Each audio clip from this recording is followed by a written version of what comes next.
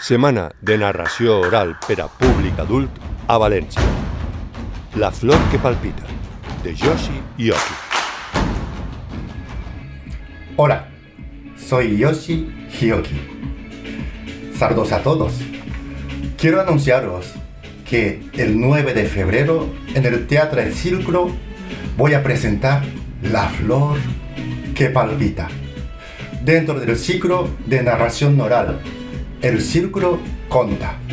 Este es un espectáculo de cuentos del Japón antiguo lleno de humor y sensualidad. Os recuerdo la fecha, el miércoles 9 de febrero a las 8 de la tarde. El lugar, el Teatro Círculo. Ven y palpita. La flor que palpita, de Yoshi Yoki, dimecres 9 de febrer a les 20 hores al Teatre Círculo Benimaclet. Perquè els adults també tenim dret al nostre pensament màgic.